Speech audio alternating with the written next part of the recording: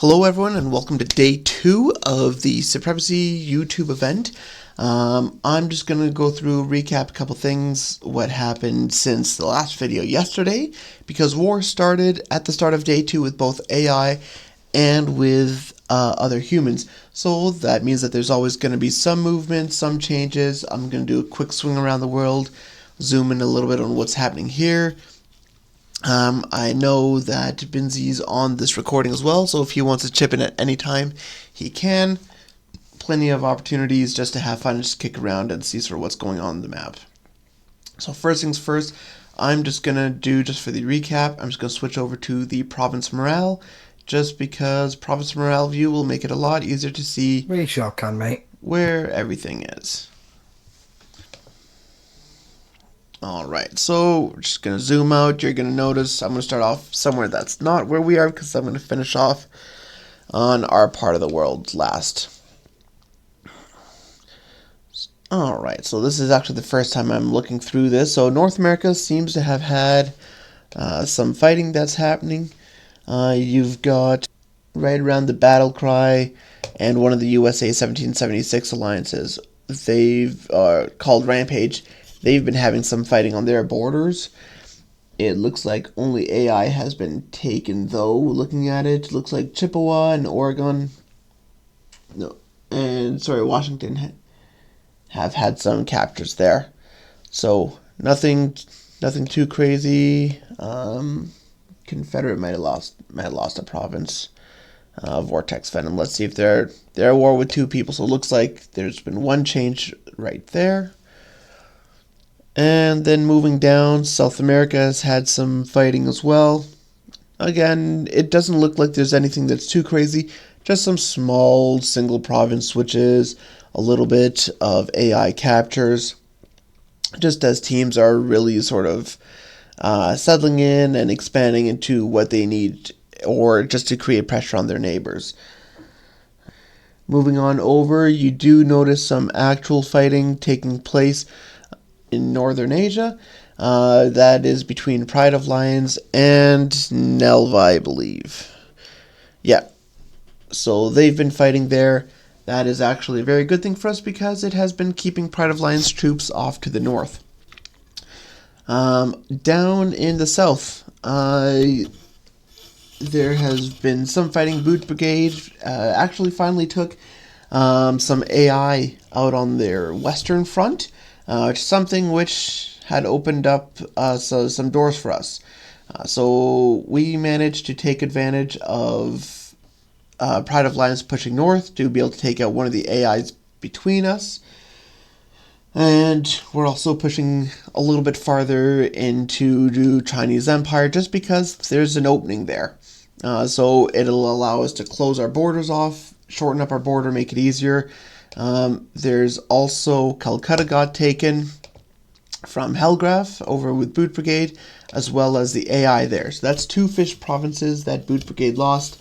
If we're looking south, I think that they only have the one fish province left. So that is one of the resources that they'll be struggling in. We managed to go through and take Calcutta, taking them fully unawares.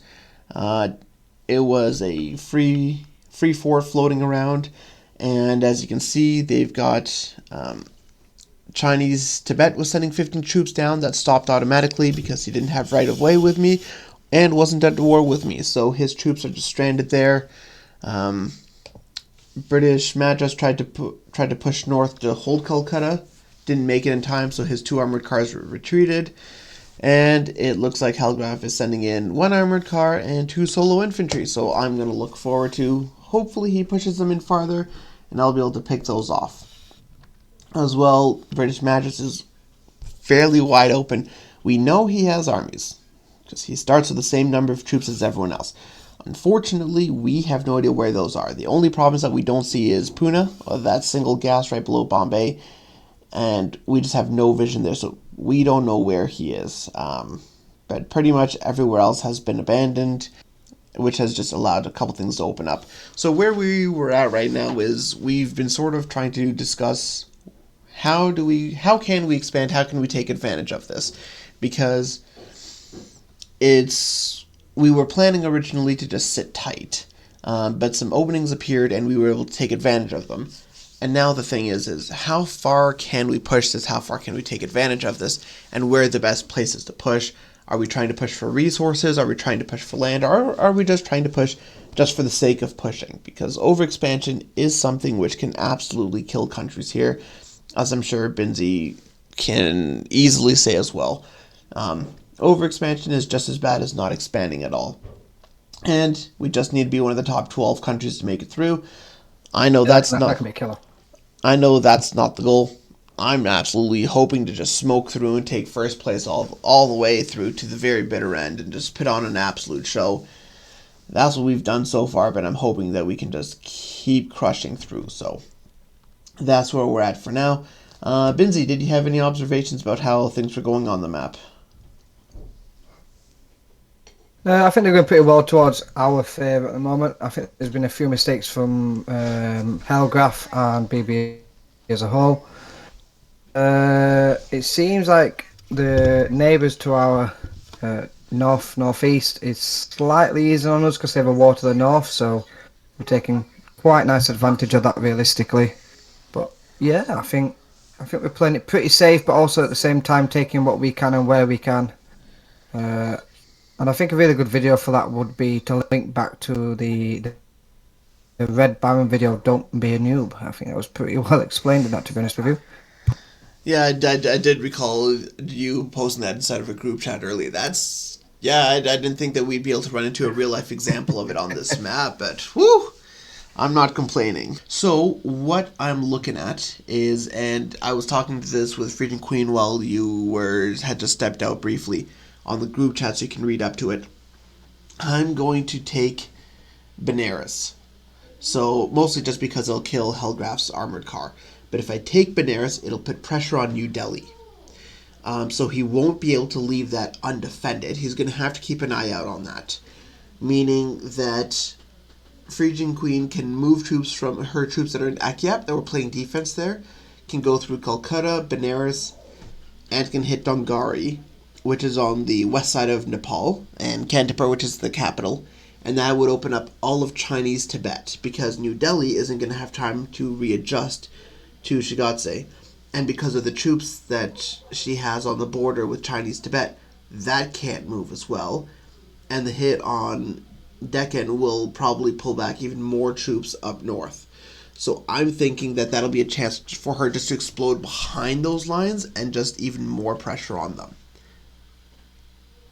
I agree, but what about the 2 AC from Voltaire and the 15 troops from Chinese Tibet? Yeah, so my plan on that is I'm going to take out that one armored car, the 2 solo infantry. I'm going to split off 2 infantry to take Benares, Nagpur, just to be a pest. And I'm going to withdraw my troops back to Calcutta. That way I can hold that while she slides on through. Once I'm done taking out that